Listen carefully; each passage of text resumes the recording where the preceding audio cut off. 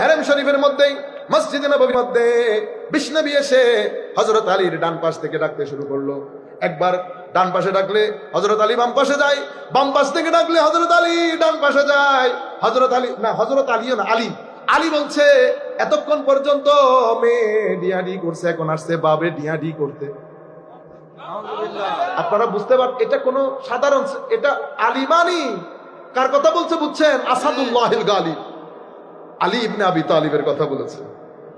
বিষ্ণবী বলতেছে আমাদের নবী মুহাম্মদুর রাসূলুল্লাহর কথা বলছে সাল্লাল্লাহু আলাইহি ওয়াসাল্লাম। ফাতেমা মানি খাতুনে জান্নাত, ফাতেমাতুজ জাহরা। আপনি এগুলা বলবেন, আমি রদ করলে আপনি বলবেন। বুঝতে পেরেছেন আপনারা? এই জায়গাগুলোর মধ্যে একে তো এই সমস্যা কোথায় তৈরি হয়েছে এখন দেখেন। একজন বলছে এটা নাই, আল্লাহর শানে বেয়াদবি, আর একজন রসুলের শানে বেয়াদবি। কত জায়গার মধ্যে টাকা খরচ হচ্ছে দেখেন। রসুলের শানে বেয়াদবি কি? কোন জায়গার মধ্যে বসে থাকে নতুন নতুন কথা, মাজার বলা যাবে না, রওজায়ে পাক বলা যাবে না, নবীকে এটা বলা যাবে না, ওইটা বলা যাবে না, মদিনা শরীফ যাওয়া যাবে না, মদিনা শরীফ হজের অংশ না, হজ করতে গেলে দেখছেন কত আন্দাজে যুবকের ইমান নিয়ে টানাটানি হচ্ছে। যুবককে বোঝানো হয়েছে ইমান মানি বস স্বীকার করে নিয়েছো, that's it. Iman that's it না, আরো ফার্দার কোনো কিছু দরকার আছে। আজকের দিন পর্যন্ত আমরা যা কিছু করি মিশরের মুসলমানরা তা করে। আজহার থেকে যারা পড়ে এসেছেন আমার এই বক্তব্য রদ করে দেন। আপনি বলেন যে এটা আজহারে নাই, আজহারে ঈদে মিলাদুন নবী নাই, ইসালে সোয়াব নাই, মাজার নাই, তরিকত নাই, উরুস নাই, বলেন রদ করে দেন। পড়ে এসেছেন আজহার থেকে, মানুষকে ধোঁকা দেন। পড়ে এসেছেন এক জায়গায় আর আকীদা প্রমোট করেন আরেক জায়গায়, সৌদি আরবের। কারণ টাকা পয়সা একটা বড় জিনিস।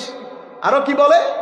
সুন্নিরা দাওয়াত পরে পরে পয়সা নেয়। এই সুন্নিরা কোরআনে পাকের কথা বলে মানুষের বাইরের দেশ থেকে উল্টা সিধা দিন বিক্রি করার জন্য বাইরের টাকা নেয় না। হুজুর আপনি কেমনে জানেন বাইরের টাকা না দিলে ব্যাংক কেমনে করছেন?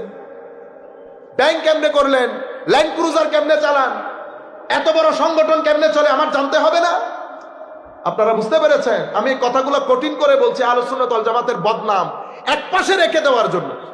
শিক্ষিত শ্রেণী ইনিয়ে বিনিয়ে বলতে চায় সুন্নিরা এই সুন্নিরা সেই। আপনি আসল কাজ করবেন, আপনি বলবেন হযরত আলীর সাথে ফাতেমার ঝগড়া হয়েছে, বিশ্বনবী আসলো, বিশ্বনবী এসে এই কি বলে হেরেম শরীফের মধ্যেই মসজিদে নববীর মধ্যে বিশ্বনবী এসে হযরত আলীর ডান পাশ থেকে ডাকতে শুরু করলো। একবার ডান পাশে ডাকলে হযরত আলী বাম পাশে যায়, বাম পাশ থেকে ডাকলে হযরত আলী ডান পাশে যায়। হযরত আলী না, হযরত আলীও না, আলী আলী বলছে এতক্ষণ পর্যন্ত মেয়ে ডিয়াডি করছে, এখন আসছে বাবে ডিয়াডি করতে। আপনারা বুঝতে পারেন এটা কোনো সাধারণ, এটা আলিমানি কার কথা বলছে বুঝছেন? আসাদুল্লাহিল গালিব আলী ইবনে আবি তালিবের কথা বলেছে। বিষ্ণবী বলতেছে আমাদের নবী মুহাম্মদুর রাসূলুল্লাহর কথা বলছে সাল্লাল্লাহু আলাইহি ওয়াসাল্লাম।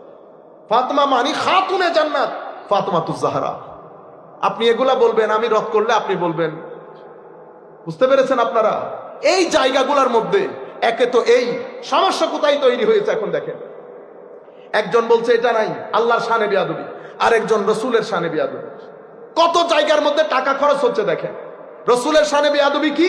কোন জায়গার মধ্যে বসে থাকে নতুন নতুন কথা, মাজার বলা যাবে না, রওজায়ে পাক বলা যাবে না, নবীকে এটা বলা যাবে না, ওইটা বলা যাবে না, মদিনা শরীফ যাওয়া যাবে না, মদিনা শরীফ হজের অংশ না, হজ করতে গেলে দেখছেন কত আন্দাজে যুবকের ইমান নিয়ে টানাটানি হচ্ছে। যুবককে বোঝানো হয়েছে ইমান মানি বস স্বীকার করে নিয়েছো, that's it. Iman that's it না, আরো ফার্দার কোনো কিছু দরকার আছে। আমার নবী ঘোষণা করেছেন মহব্বত না থাকলে ইমান হবে না। বুঝতে পেরেছেন? মহব্বত দেখা যায় না, মহব্বত ফিল করার বিষয়। আমার নবীর নাম বললে আপনার চেহারা উজ্জ্বল হয়ে যাবে, এই তো মহব্বত আছে। এটার নাম সুন্নিয়ত, এটার নাম সুন্নিয়ত। এরপরে আরেক দল আসছে, আরেক দল আইসা কি বলে নবীর হাদিস এটা আসলে এই অনেক পরে আসছে, এগুলার কোনো দরকার নাই, নবীর হাদিসের কোনো দরকার নাই। বুঝছেন? বলতেছে না, আমি বলতেছি আমাদের মতো কি বড় বড় দাড়ি, লম্বা টুপি, পর্দা, কত কিছু। আচ্ছা, আরেক দল আসছে এই মাযহাবের কোনো দরকার নেই, মাযহাব অনেকদিন পরে আসছে।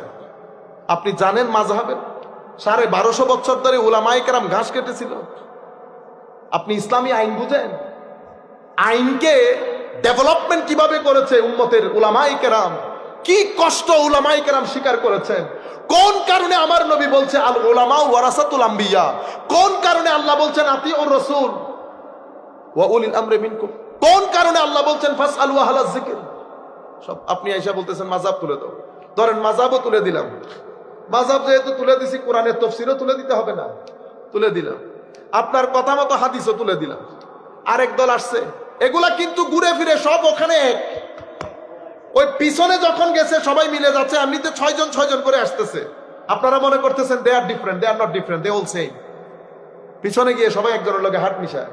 আরেক দল আইসা বলতেছে ওই তরিকত তাসাউফ ওলি বলতেছেন এটাও বেদাত, এটাও ফেলাই দেন। ও বা, ওখানে 1200 বছরের কিতাব, এই টেবিলে 1200 বছরের কিতাব, এই থাকে 1200 বছরের কিতাব, সব তুলে সমুদ্রে নিক্ষেপ করব। তা আপনি কি শুধু কোরআন নিয়ে চলবেন? দিন ধ্বংস করার জন্য কি আন্দাজে পাইতারা করা হচ্ছে বুঝতে পারছেন? দিন ধ্বংস করার জন্য। কিন্তু সোসাইটিকে কি বোঝাই জানেন? সোসাইটির মধ্যে কিছু প্রশ্ন ছেড়ে দেয়। নামাজের পরে মোনাজাতের দরকার নেই, আজানের আগে সালাতু সালামের দরকার নেই, জানাজার পরে মোনাজাতের দরকার নেই। আমরা বেচারা, আমরা তো বুঝি না, আমরা সব জায়গায় মারামারি লাগিয়ে দিই। তো জাতির কাছে মেসেজ গেছে, এই আসলে ফারাক তাদের সাথে আমাদের শুধু এই জায়গায়, আমাদের সাথে তাদের ফারাক কি এই জায়গায়? আমাদের সাথে ফারাক তো মূল আকীদাগত, এগুলার কারণে না। কিন্তু আপনি যখন এগুলা নিয়ে ঝগড়া বাঁধিয়ে দিয়েছেন, মেসেজ চলে গেছে ইয়াং সোসাইটির কাছে, শিক্ষিত সমাজের কাছে। পার্থক্য শুধু এটাই। পার্থক্য কি? মোনাজাতে তোর ইচ্ছে করলে কর, ইচ্ছে করলে না কর। তারা আমিন জোরে বলে, আমিন জোরে বলে, আসতে বলা নিয়ে তো কারোর সাথে কোনো মারামারি নাই। আমার সাথে মারামারি ঈদে মিলাদুন নবী, দেখি জায়েজ না জায়েজ বলো, না জায়েজ। আপনি এই 4 জন যারা এসেছে তাদেরকে আলোক করে করে কিছু ইন্টারভিউ করেন, দেখবেন সবার উত্তরে এটা যদি নিয়ে যান, ঈদে মিলাদুন নবী বেদাত, ইসালে সোয়াব বেদাত, শবে বরাত বেদাত, তারাবি 20 রাকাত বেদাত, আর কি কি বেদাত, তরিকত তাসাউফ বেদাত। দেখছেন?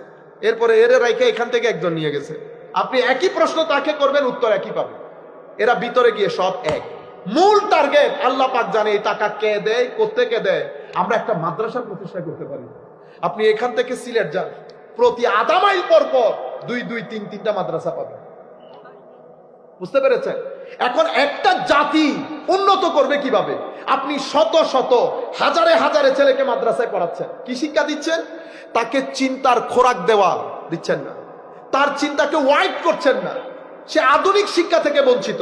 তাকে আপনি যখন বড় করছেন, কিছু বন্ধন, কিছু জিনিস মুখস্থ করিয়েছেন, টাইট কিছু সিলেবাস করে পড়ানি শিখিয়েছে।